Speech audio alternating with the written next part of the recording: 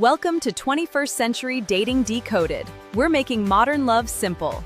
Get ready to decode your love life. Brought to you by Speed Mingle. Imagine this scenario. You go on a fantastic date. Oh, we've all been there. Right. The conversation just flows effortlessly. The chemistry is absolutely electric. And you even share this lingering movie-perfect kiss at the end of the night. The dream scenario. Exactly. So you go home, you brush your teeth, you climb into bed, and you wait for that inevitable, I had a great time text. And you wait. And you wait. And the clock is just ticking. 12 hours go by. Then 24. Then 48. Absolute deafening silence. Now, if you are like most people, your brain instantly goes into this full-blown fight-or-flight panic. Oh, absolutely. Total meltdown. Your chest tightens, your stomach drops, and you start obsessively reviewing every single word you said over dinner. But what if I told you that this agonizing panic actually has almost nothing to do with the person you just met? That is the crazy part. Right. What if I told you that your reaction is entirely dictated by a primal survival code programmed into your brain hundreds of thousands of years ago, and, combined with a modern digital landscape that is actively weaponizing your biology against you? A brutal combination. It really is. So, welcome to a very special 21st Century Dating Decoded deep dive. We are calling this exploration Beyond the Crumbs, Dating, Boundaries, and Not Settling for Less. I'm Alice, your host. And I'm Zach. Today we have an absolute mountain of source material to synthesize for you. We are pulling from clinical therapy guides, cutting-edge attachment science, intensely honest internet culture retrospectives, and incredibly ancient Neoplatonic philosophy. Yeah, we're really going everywhere with this one. Leaving no stone unturned. Because our mission today is to decode the biological and psychological truths hiding beneath the endless stream of modern dating buzzwords. We want to understand what is literally happening inside your nervous system when a romantic connection suddenly goes, completely sideways. It's such a critical mission, honestly. Primarily because we are collectively operating under this massive cultural illusion right now. What do you mean by illusion? Well, if you look around at the dating landscape in 2026, you see algorithmic matchmaking, AI-driven compatibility scores, asynchronous video dating, all these endless apps promising to optimize your search for a soulmate. Right, it feels super futuristic. Exactly. We look at all this technology and we assume that the fundamental nature of romance has been rewired. We think we're playing an entirely new game governed by new rules. But the reality is far more sobering. Because it's not new at all, is it? Not even a little. Beneath that glothy high-tech veneer, our ancient limbic systems are running the exact same survival algorithms they did on the prehistoric savanna.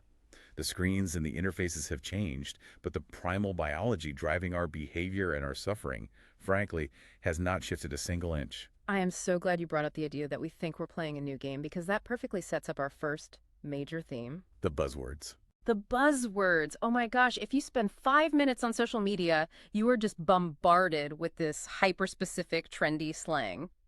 Generation Z and the internet at large are constantly inventing new vocabulary to describe dating behaviors, making it sound like, human psychology has radically mutated in the last 5 years. It really hasn't. Right.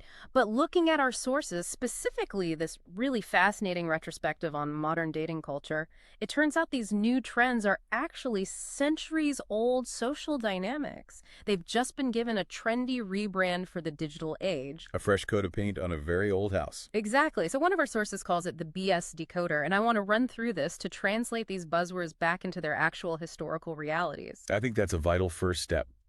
Stripping away the jargon is incredibly clarifying because it removes the mystique. When we use novel terminology, we trick our brains into thinking we're dealing with a novel threat, which just, increases our anxiety. Yes, exactly. So let's start with the big one. The grandfather of modern dating terms, ghosting. Ah, ghosting. People talk about ghosting like it is a modern epidemic, right? Like a unique symptom of the smartphone era. You go on a few dates, maybe you become physically intimate, you think things are progressing beautifully, and then poof. They vanish. They vanish. They don't answer texts, they don't answer calls, their social media goes dark to you. It feels incredibly modern because of the digital blackout. But what is this, really? If we look back to the 1980s or the 1950s or the 1890s, what was this called? It was simply called not calling or, slipping out the back door. The behavior itself is just a manifestation of extreme conflict avoidance. Right. Human beings, generally speaking, are neurobiologically wired to avoid causing direct, face-to-face emotional pain. Because in an ancestral tribal setting, causing conflict could lead to social ostracization. You could get kicked out of the tribe. Exactly. So people have always looked for the easiest exit strategy that bypasses accountability. The only difference now is that the digital environment allows for a perfectly clean break with zero physical friction. Because you don't have to worry about bumping into them at the local tavern, right? Right, or the village well. The digital blackout makes the absence feel more absolute, more sudden, but the human mechanism driving it is identical. It is sheer cowardice, honestly, masked as convenience. It is the exact same cowardice, just executed with a smartphone instead of a landline or a horse-drawn carriage. Well said. Okay, now what about Scrooging? This one always pops up in articles around November and December. It's defined as dumping someone right before the holidays. Oh, yeah. Online, it is framed as this incredibly cruel, Grinch-like, almost sociopathic trend. But our sources point out that historically, this was just considered pragmatic. Yeah, from a clinical and historical perspective, this is a pragmatic termination based on resource allocation. Resource allocation, that sounds so cold. It sounds incredibly cold, but let's break down the mechanics. If a person knows deep down that a relationship has no long-term viability, approaching the holiday season forces a massive acceleration of investment. Oh, like buying gifts. Right. There's the financial investment of buying significant gifts. There's the immense emotional labor of integrating that person into your family gatherings, which carries a heavy social weight. And there's just the sheer psychological exhaustion of maintaining a charade of intimacy during a highly stressful time of year. That makes total sense. Historically, entering winter meant conserving resources. While we aren't exactly hoarding firewood anymore, the psychological principle remains. Terminating the relationship before that massive expenditure of social and emotional capital is an ancient self-preservation strategy. We just slapped a Dickensian name on it to make it sound like a new phenomenon. That makes so much sense when you frame it around resource allocation. Okay, let's look at vulturing. This is a fun one. It's a deeply unsettling term. It describes someone who hovers on the periphery of a failing relationship. They watch from the sidelines, waiting for the official breakup so they can immediately swoop in and date the newly single person. We used to just call this waiting for a rebound or looking for sloppy seconds, right? We did. But what has fundamentally changed here is the scale and the ease of surveillance. This is where technology actually does act as an amplifier. Because of social media. Exactly. In the past, to vulture, you had to be embedded in the same physical community. You had to hear rumors from a friend of a friend that a couple was fighting. Today, social media allows for a globalized digital swoop. You don't need to be in the same city to know a relationship is crippled. You just passively watch their Instagram stories. Right. You notice the sudden absence of couples' photos. You see the vague, melancholic quotes they post. And the moment the digital status changes, you send that perfectly timed, commiserating direct message. Hey, sorry you're going through a tough time. I'm here for you. Exactly that. However, the underlying psychological reality hasn't changed. It is still a manifestation of low-value desperation and emotional hedging. You are trying to secure a mate at their most vulnerable moment because you lack the confidence to compete for them when they're fully secure. Wow. Frankly, actual vultures serve a vital ecological purpose. This behavior is just emotional opportunism. I absolutely love that distinction. Actual vultures are useful. Okay, next on the BS decoder is breadcrumbing. This is perhaps the most insidious one, I think. It's definitely one of the most painful. So, someone gives you just enough sporadic attention to keep you interested. They send a funny meme on a Tuesday, they like your photo on a Thursday, they send a text saying, we should totally grab coffee soon on a Sunday, but they never ever commit to a specific time, place, or actual relationship. Historically, our sources say this is just playing it cool or keeping them keen. But why do people actually do this? To understand breadcrumbing, we have to look at behavioral psychology, specifically the concept of intermittent reinforcement. If you look at B.F. Skinner's foundational experiments with pigeons. Wait, pigeons? Yes, pigeons. He found that if you give a pigeon a food pellet every single time it pecks a button, it will peck when it is hungry and stop when it is full. Pretty standard. But if you give the pigeon a pellet at random, unpredictable intervals, sometimes after one peck, sometimes after 20, the pigeon will peck the button obsessively, to the point of exhaustion. Because the unpredictability spikes the dopamine. Precisely. Unpredictability is the core driver of addiction. The breadcrumber is essentially turning you into that pigeon. Oh, that is so manipulative. It is. They maintain the connection, and they get the ego boost of your continued attention and validation, while minimizing their own risk emotional investment. It is a highly effective regulation tactic for someone who is fundamentally avoidant. They get all the perks with none of the risk. Exactly. They get to feel desired, they get to feel like they have options without ever having to face the terrifying vulnerability of true intimacy.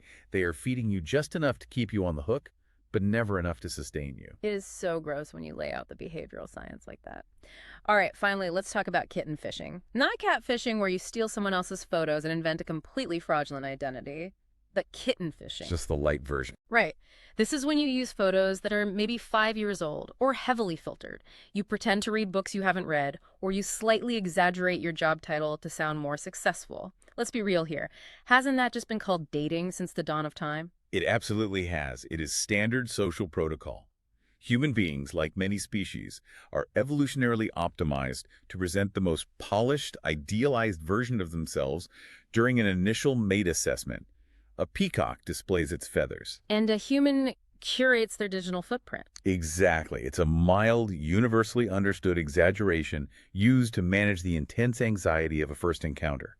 The danger only arises when the gap between the kittenfish presentation and the reality is so vast that it breaks the foundational trust required to move forward.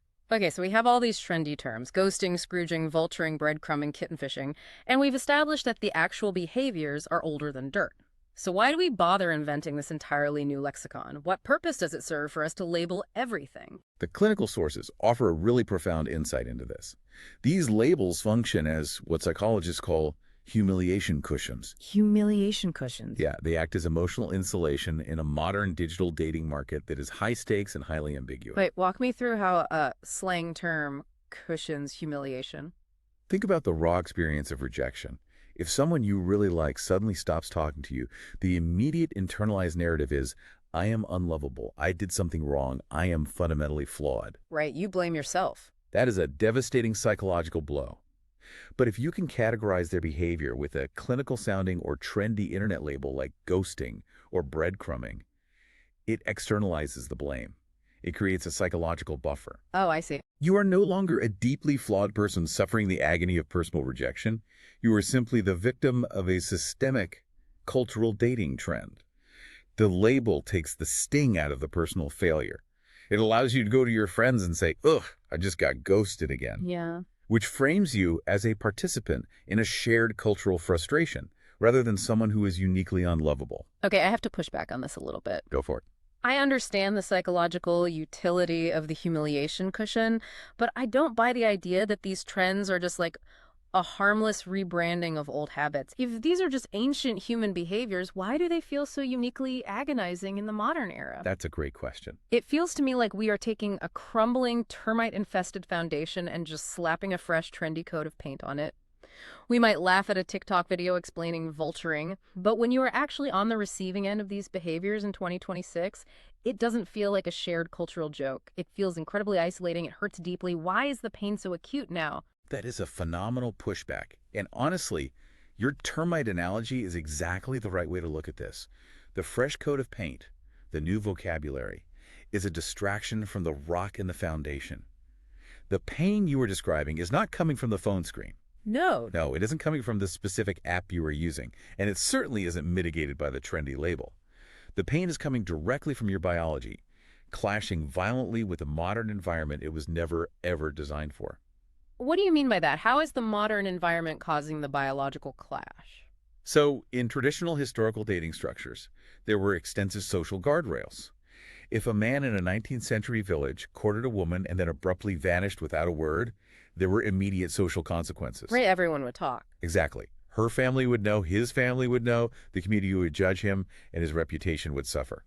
The community context mitigated the worst behavioral impulses because accountability was built into the physical environment. And the digital environment has completely stripped away those guardrails. You are now interacting with strangers who have zero ties to your physical community. They can act with absolute impunity. But, and this is the crucial part, your nervous system still expects those guardrails to exist. Wow, so our brains haven't caught up. Not at all. To truly understand why a delayed text feels like a physical blow to the chest, we have to look beneath the sociological trends and examine the actual architecture of that termite-infested foundation, the human limbic system. And this brings us perfectly into the biological mechanics of dating, which is where things get so illuminating for me. We are diving into the work of therapist Figs O'Sullivan, who specializes in the architecture of attachment. He talks about a phenomenon that I think absolutely everyone listening has experienced. He calls it the calm weather trap. It's such a brilliant concept. It really is. Let's paint the picture. You just started dating someone new. You are in those early, intoxicating stages. Dopamine, which is the brain's reward chemical, is just flooding your system. Every time your phone buzzes with a notification from them, you get a literal chemical high. Yep, the butterflies. Right. You are discovering a new person, the conversation is novel, the physical intimacy is exciting, and in that calm weather, when everything is easy and frictionless, almost everyone appears securely attached. You feel confident, you look in the mirror and think, wow, I have done so much personal growth, I am so chill, I am a perfectly secure dater. And it is one of the most dangerous illusions in the human experience. Right? An illusion? Absolutely. Yeah. You feel secure because your attachment system is currently quiet. It hasn't been tested. The specific environmental conditions required to activate your core childhood wounds simply haven't arrived yet. The weather is sunny. But we have to recognize that modern dating is defined by one overwhelming, inescapable element: ambiguity. Right. It's the total lack of definition. Exactly. Think about the contrast. In a long-term committed relationship, you have established agreements. You have a shared history of trust. You have rules of engagement for how you handle conflict. If your spouse is 3 hours late to text you back, you might be annoyed, or you might worry they got into a car accident. But you don't instantly assume they are abandoning the marriage. Because there's foundation. Right. But in the early dating phase, you have none of that infrastructure. You are essentially trying to build a suspension bridge in the pitch black over a canyon with a total stranger who may or may not even be holding their end of the rope. It is pure ambiguity. That is a terrifying mental image. And then, inevitably, the weather changes. It always does. That is when the illusion of the chill, secure dater completely shatters. And what does the weather change look like? It's usually something small, you know?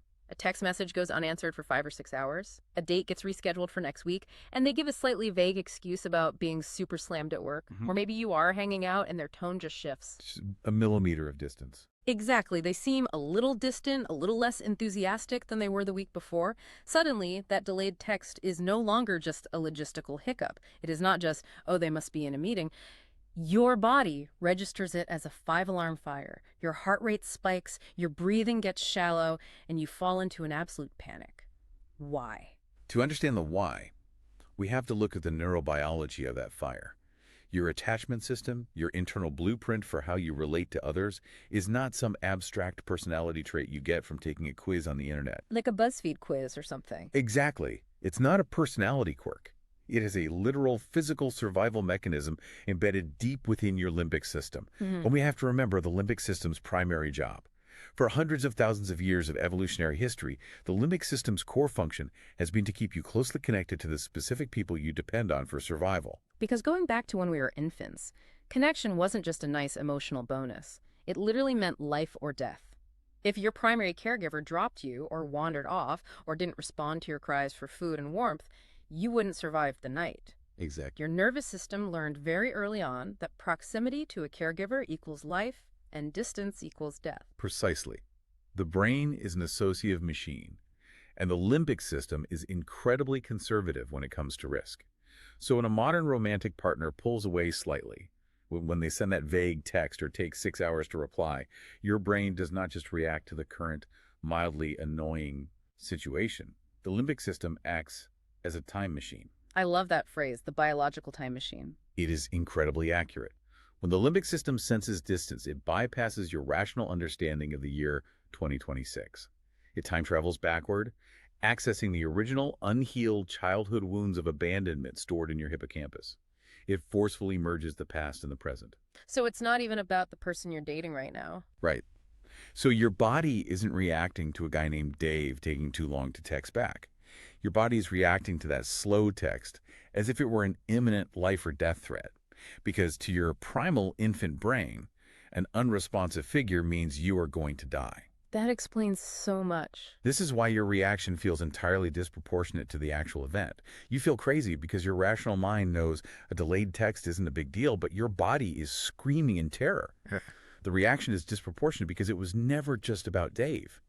It is about every single moment of abandonment, neglect, or inconsistency your nervous system has ever recorded. This brings up what I like to call the gasoline problem. Mhm. Let's say you were in the middle of that limbic panic. Your chest is tight, you are staring at the read receipt on your phone, and your brain is spiraling. What do your well-meaning friends tell you to do? Just play it cool. Yes. They say, hey, just play it cool. Don't text back right away. Relax. You've only been on 2 dates. Don't look desperate. But telling someone to just play it cool when their attachment system has been triggered into a life or death survival response is like telling someone to fix a minor software bug while their computer's physical hardware is literally engulfed in flames. You simply cannot do it. You absolutely cannot. And the neuroscience explains exactly why. When the amygdala, the brain's threat detector, sounds that 5-alarm fire, it triggers a flood of cortisol and adrenaline. This chemical cascade effectively shuts down the prefrontal cortex. Okay, the prefrontal cortex, that's the logic center, right? Yes. It is the evolutionary newest part of the brain. It's located right behind your forehead, and it is responsible for logic, reason, forward planning, and crucially, emotional regulation. It is the part of your brain that knows how to play it cool. But in a survival state, the brain routes all energy away from the slow, analytical prefrontal cortex and sends it to the fast, reactive limbic system. The logical brain goes entirely offline. So your friend's advice to just think about it rationally is literally impossible because the biological machinery required for rational thought has been temporarily disconnected. Completely unplugged. Trying to force logic onto a limbic panic is just throwing gasoline on the fire. It makes you feel worse because you are failing to be logical, which adds shame to the panic. Exactly. Your friend's advice assumes you have a regulated nervous system, which is the one thing you fundamentally lack in that specific moment. So if we can't logic our way out of the fire, we have to understand how different people are biologically programmed to try and put the fire out. We all develop specific blueprints in childhood for how to survive when connection is threatened. We all have an internal map for closeness. That's a great way to put it. I want to break down the 4 primary attachment styles from the sources, because these styles dictate exactly how we navigate the terrifying ambiguity of modern dating. Let's start with the style that struggles the most with modern ambiguity. The anxious, preoccupied style. In clinical literature, this archetype is often referred to as the protester or the relentless lover. The relentless lover. Right. If you possess this attachment map, you are hypervigilant. Your nervous system is constantly scanning the environment for microsignals of rejection. You analyze every pause in a conversation, every subtly changed emoji, every minor shift in texting cadence. You inevitably turn the early stages of dating into a high-stakes report card on your intrinsic human worth. Right, because if your nervous system learned early in life, perhaps from caregivers who were inconsistent, sometimes warm and sometimes absent, that connection is fragile and could vanish at any second. You develop a core belief that love requires constant, exhausting proof. Exactly. The anxious person cannot tolerate the gap between interactions. They are the person who drafts a casual text, deletes it, writes a slightly different one, deletes that, and finally sends something, all while obsessively checking the other person's location or social media activity. Oh, the mental gymnastics. Their primary goal is to lock down the commitment as fast as humanly possible. Yeah. And it is crucial to understand they aren't trying to lock it down because they are genuinely deeply in love with a stranger after 3 dates. Then why are they doing it? They are trying to lock it down because the ambiguity of not knowing is physically agonizing. When the weather changes, they reach out, they double text, they demand clarity, they initiate deep, where is this going? Conversations prematurely. They protest the distance. That sounds exhausting. Now, contrast that with the second style, the fearful avoidant, sometimes called disorganized attachment. This is a highly conflicted, very painful map to live with. If you are fearful avoidant, you actually crave deep, soulful connection just as intensely as the anxious person. You want love desperately. But there's a catch. Right, because of past trauma or highly chaotic early environments, your nervous system simultaneously views real, vulnerable intimacy as a profound, life-threatening danger. It is the ultimate psychological bind. You are starving, but you believe the food is poisoned. What a metaphor. It's true. So in the dating world, a fearful avoidant person might initiate a massive, fiery, incredibly romantic spark in the first few dates. They can be incredibly charming and deep. But the moment the connection begins to solidify into true vulnerability, the moment it gets real, their survival system hits the emergency brake. They just panic. Yes, they experience intimacy as engulfment or impending betrayal. This leads to sudden, sharp, utterly confusing pullbacks. They push you away to feel safe, but the isolation makes them lonely, so they pull you back in over and over again. It's emotional whiplash for everyone involved. Okay. The third style is the dismissive avoidant, which our sources call the isolation retreat. If this is your map, you place your highest value on autonomy and absolute independence. You tend to view dating, emotion demands, and the needs of others as highly intrusive and exhausting. The dismissive avoidant typically had early environments where their emotional needs were mocked, ignored, or treated as an inconvenience. So their nervous system adapted by concluding, relying on others is useless. I will only rely on myself. So they just shut down. When the dating weather changes, or when a partner asks for more intimacy, their primary defense mechanism against the fire is to retreat. They withdraw into isolation, frequently using busyness, highly demanding jobs, or intense hobbies as an impenetrable shield. They will downplay their own emotional needs and insist with absolute conviction that they are perfectly fine being alone. And finally, there is the secure attachment style. Now, it is important to clarify that being secure does not mean you are a perfect, enlightened being who never gets sad. Nobody is immune to sadness. Exactly. It simply means you have a baseline comfort with both closeness and space.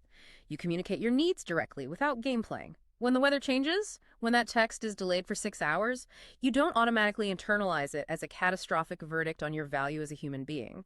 Your limbic system might notice the delay, but it remains relatively regulated.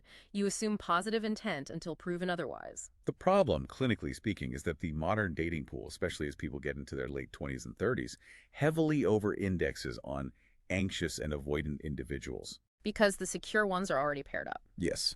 The secure individuals pair off early or quickly exit the dating market, leaving the anxious and avoidant styles to constantly collide.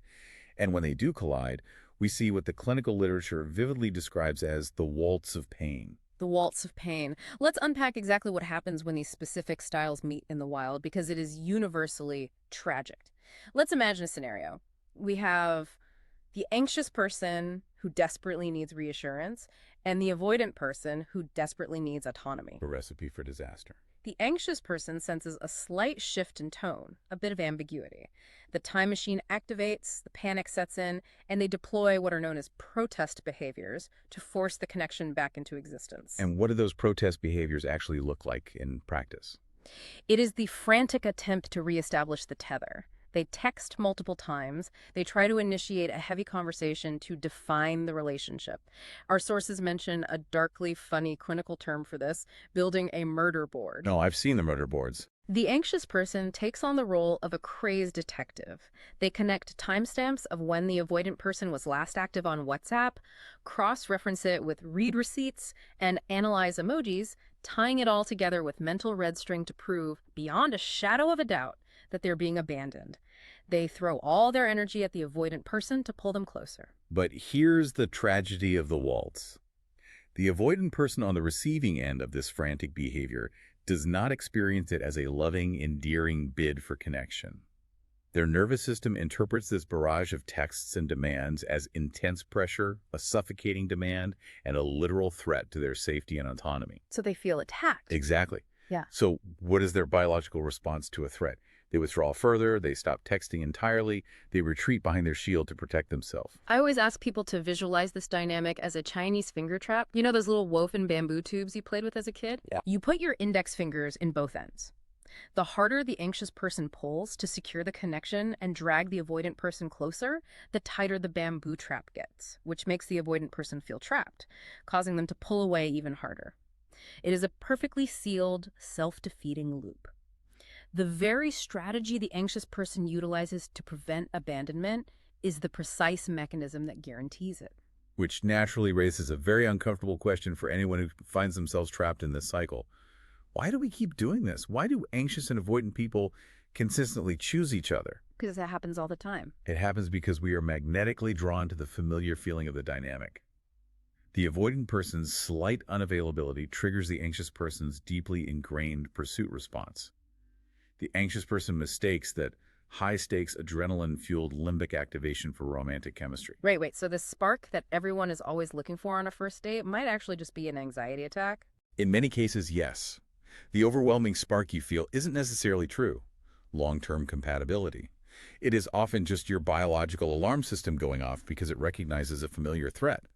And quite frankly, our alarm systems have terrible taste in partners. That is so depressing, but so true. They prefer the familiar chaos of our childhood over the unfamiliar calm of a healthy, secure connection. Calmness registers as boring. Chaos registers as chemistry. Wow, that desperate biological need to secure the bond, to lock the relationship down quickly and escape the agonizing ambiguity makes us incredibly vulnerable. And that vulnerability leads daters right into what I consider the most deceptive and damaging modern dating tactic of all the mirage of potential. Oh, this is a big one. Let's pivot and talk about the dangers of future faking versus NRE, or new relationship energy. This is where so much emotional capital gets needlessly burned. The most critical foundational error people make in modern dating is prioritizing a partner's imaginary potential over their demonstrated present reality. You fall in love with the 3D rendering of the house, ignoring the fact that there is no foundation poured. I love that analogy. Future faking is a term for a manipulation tactic, where someone creates a false, highly accelerated sense of security by promising massive relationship milestones very early on. We are talking about promises of marriage, naming future children, planning elaborate, exotic trips for next year, talking about moving in together, all within the first few weeks of knowing someone. Yes. They make these grand promises without any genuine intention or actual psychological capacity to follow through. But our sources are very careful to differentiate between two distinct types of this behavior because intent matters. Right, there are two kinds. First, there is Machiavellian future faking. This is deliberate, conscious manipulation. A person often with narcissistic traits knows exactly what they're doing. They are painting a glorious future to quickly bypass your boundaries, gain your trust, and secure your compliance or intimacy, fully knowing they will eventually pull the rug out from under you. It's incredibly malicious. But then there's the second type, which is far more common and arguably just as destructive. This is the unintentional fog of new relationship energy, or NRE. Just getting carried away. Yeah. In this scenario, there is no malicious mastermind. It is just someone who is absolutely high out of their mind on the dopamine cocktail of early dating. They genuinely, in that specific moment, feel like they want to take you to Paris next summer. They believe their own hype. The problem is they're making promises based on a neurochemical high that will inevitably fade rather than on a solid assessment of actual compatibility. From the perspective of the nervous system, both types are highly dangerous, regardless of the person's intent. The manipulator uses the future to intentionally bypass your natural vetting filters. The NRE victim is just loudly broadcasting their dopamine rush. But in both cases, you, the listener, end up investing in a reality that doesn't exist. But there are ways to spot it, right? Fortunately, yes. There are distinct linguistic and behavioral tells you can spot. One of the biggest red flags in this whole dynamic is what the sources call the when versus if trap. Oh, this is a massive one.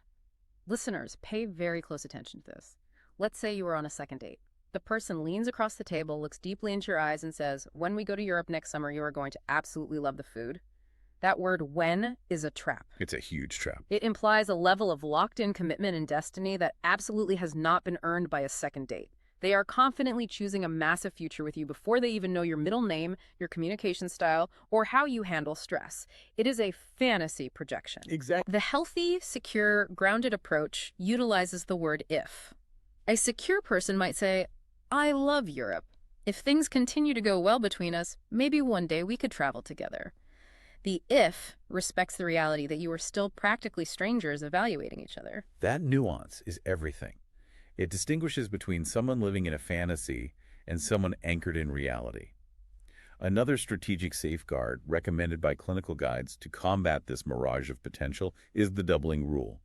It is an incredibly practical mathematical boundary you can set for yourself. I really need people to hear this one. The rule states that you should only plan as far ahead into the future as the length of time you have already been dating. I love the mechanics of this. Walk us through how it works. It's very simple. If you have been seeing someone for 2 weeks, your maximum planning horizon is 2 weeks out. You can plan a dinner date for next Friday. You do not, under any circumstances, buy non-refundable concert tickets for an artist coming to town 6 months from now. Guilty as charged on that one in the past, but yes, go on. We all are. If you have been dating for 6 months, you can plan a weekend getaway for the holidays. The doubling rule forces you to anchor your emotional and financial investments in the present, demonstrated reality of the relationship, rather than getting swept away by the intoxicating fantasy of the future. The analogy that always comes to mind for me is investing in a tech startup. Allowing yourself to get swept up in future faking is like a charismatic, fast-talking founder approaching you and selling you millions of dollars in shares based entirely on a glossy, beautifully designed 50-page brochure. The great pitch. Right. They talk about changing the world, going public, making you rich, but they haven't written a single line of actual code. They haven't built a prototype. They have no customers. You are investing your life savings, or in the case of dating, your emotional capital and your time into a brochure. Yeah. You have to demand to see the proof of work. You have to see the code before you hand over your heart. And if we step back and connect this dynamic to the broader psychological picture, this fog of potential isn't just about poor dating etiquette or losing money on concert tickets. When new relationship energy and future faking are allowed to spiral completely out of control, when an individual fully abandons grounded reality and surrenders entirely to the fantasy, they can cross a threshold into a much darker, all-consuming psychological state. It gets much worse. It is a state where the fantasy completely overtakes the rational mind, and the nervous system becomes entirely hijacked. Which brings us to the deepest and perhaps most intense section of our deep dive, limerence. This is a word that has suddenly started popping up everywhere on TikTok, Instagram therapists' pages, and in pop psychology articles. But it is not a new internet buzzword. Not at all. The term was actually coined by a psychologist named Dorothy Tenoff back in the 1970s after conducting extensive interviews about the nature of romantic love. Limerence is not just a heavy crush. It's not just being really into someone. It is effectively obsessive love disorder, or OLD. Obsessive love disorder. Tenoff defined it as an acute, unexpected, and completely intrusive cognitive attachment to a single person, whom she clinically termed the limerent object, or LO. And what is truly shocking is that surveys suggest this phenomenon affects roughly 50 to 60% of the human population at some point in their lives. What is genuinely fascinating here is the underlying neurobiology of the limerent state. When neuroscientists put individuals who reported experiencing intense limerence into fMRI machines to scan their brain activity, they didn't just see the standard neural markers associated with companionate love or pair bonding. What did they see? They saw a massive glowing activation in the ventral tegmental area, or VTA. Bring that down for us. What does the VTA actually do? The ventral tegmental area is a cluster of neurons situated deep in the midbrain. It is the primary origin point of the brain's dopaminergic reward pathway. Crucially, the VTA is the exact same brain region associated with the extreme euphoria, reward-seeking behavior, and debilitating withdrawal symptoms seen in severe drug addiction. Like hard drugs. Yes, particularly to substances like cocaine or heroin. From a neurobiological standpoint, limerence is not a romantic state. It is fundamentally a natural chemical addiction. But it operates under a very specific, restrictive set of rules.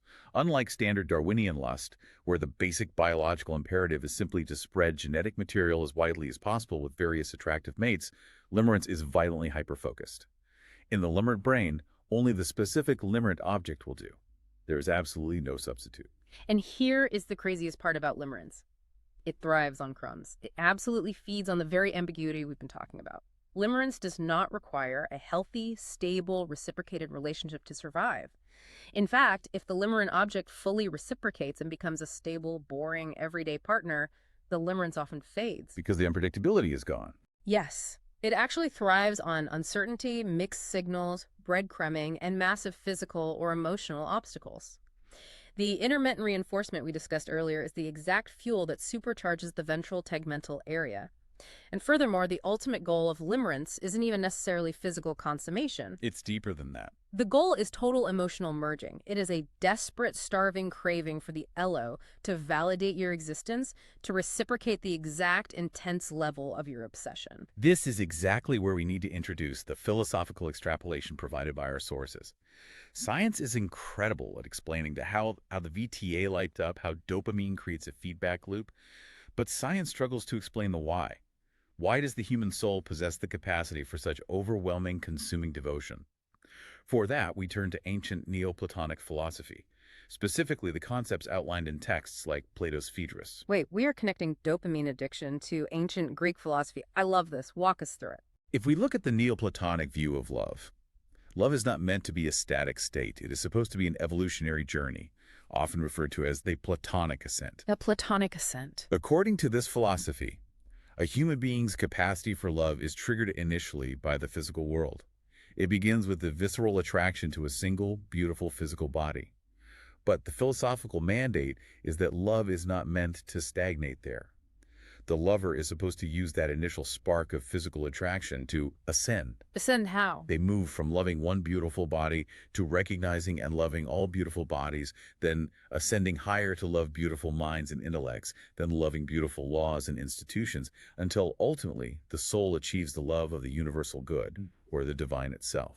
The initial romantic spark is just the rocket fuel meant to launch the soul toward enlightenment. So if that glorious upward trajectory is what love is supposed to be in that philosophical framework, what exactly is limerence? In the Neoplatonic view, limerence is categorized as a failure of the ascent.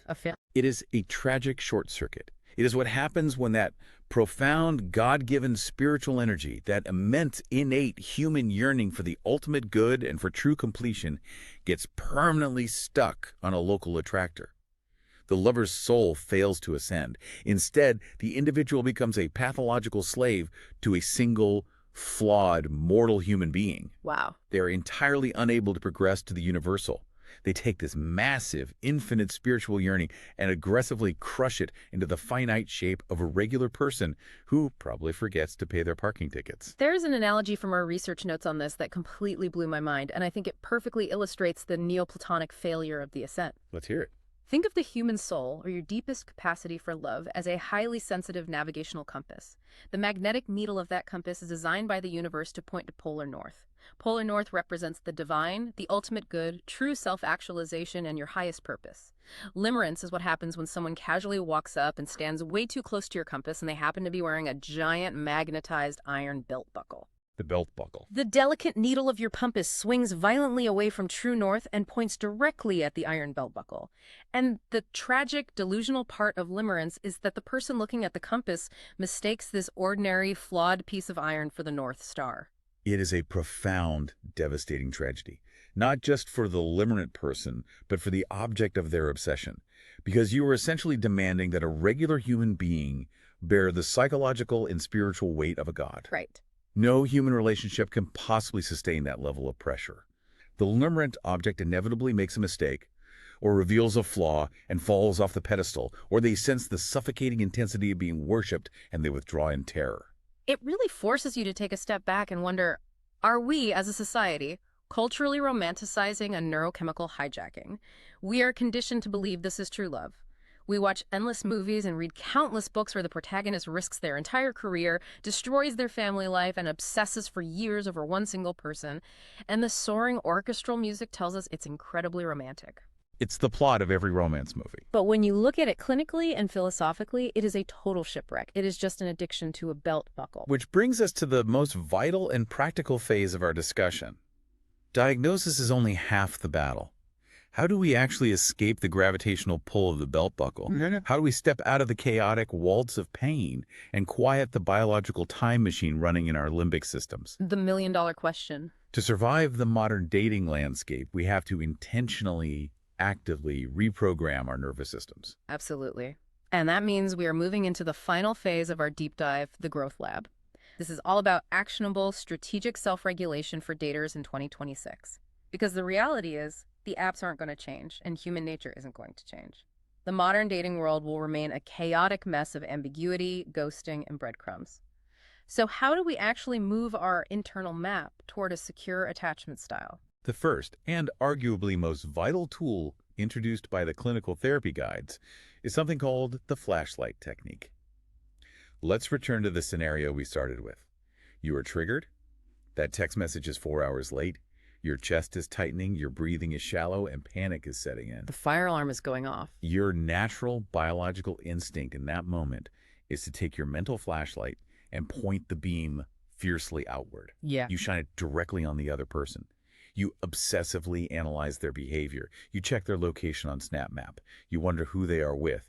You start building the murder board of evidence. Your entire internal monologue is asking, why are they doing this to me? Are they losing interest? Are they talking to their ex? Right. You are focusing 100% of your energy on the narrative story that your panicked brain is spinning about the other person. Exactly. The flashlight technique requires a massive conscious interruption of that instinct. The moment you realize you are building the murder board, you must take that mental flashlight and turn it 180 degrees inward, shining it on your own body. Oh, that's hard to do in the moment. It takes practice. You have to actively stop narrating the story about them, and you start noticing the somatic reality of you. You force yourself to name the specific physical activations happening in your body in real time. You literally say out loud or in your head, my chest is incredibly tight right now. My heart is racing at 100 beats per minute. I feel a cold knot of nausea in my stomach. My jaw is clenched. So you stick strictly to the physical sensations. Yes. You do not say, I am being abandoned by Dave. You say, I am experiencing tightness. What is the mechanical benefit of doing that? Why does naming a tight chest actually help? By rigorously naming the physical somatic sensation rather than indulging the narrative story of abandonment, you force your brain to engage completely different neural pathways. The act of objective observation and linguistic labeling requires the use of the prefrontal cortex. The logic center. Exactly. So by naming the sensation, you are manually jump-starting the logical brain and bringing it back online. You are pulling energy away from the amygdala. This creates a microsecond gap between the biological trigger and your behavioral response. It stops the time machine from dragging you into the past. And it is inside that tiny gap of awareness that the real healing happens. Once the prefrontal cortex is back online and you aren't actively drowning in panic, you can start identifying your core wounds. Your intense reactions to ambiguity are almost always driven by deep subconscious beliefs formed in childhood. The clinical guides point out that most attachment panic can be traced back to one of 5 main core wounds. Do you have the list there? I do. It's like, I am not good enough. The people I love will inevitably leave me. If I allow myself to get too close, I will be destroyed. My needs and feelings are a burden to others, or I'm entirely alone and can only rely on myself. To discover which specific wound is driving your time machine, you have to ask yourself a very difficult, very illuminating question in the aftermath of a trigger. You ask, when they didn't text me back for 6 hours, what did I automatically make their silence mean about me? That's the key right there. If your immediate thought was, they realized I'm not attractive enough, that points to a wound of inadequacy. If you thought I was too needy on the date, that points to the wound of being a burden. The answer to that question points the flashlight directly at the core wound that requires your attention, completely independent of Dave or whoever else you happen to be dating. This is exactly where the concepts of pacing and non-negotiables become your ultimate defense mechanism. We have to constantly remind ourselves of the golden rule of modern dating. The first month of knowing someone tells you absolutely nothing about long-term compatibility, resilience, or character. Absolutely nothing. It only tells you if you mutually enjoy novelty and dopamine. You have to pace yourself to survive. And the core pillar of that pacing is establishing firm, unbreakable non-negotiables. But you have to know the difference between a standard and a non-negotiable. How do you define the difference in this context? A standard is a preference. I prefer someone who texts me every single day. I prefer someone who likes hiking. If they don't meet a standard, you can negotiate, you can communicate, you can compromise. A non-negotiable is a fundamental deal breaker regarding your emotional safety. So there's no wiggle room. None.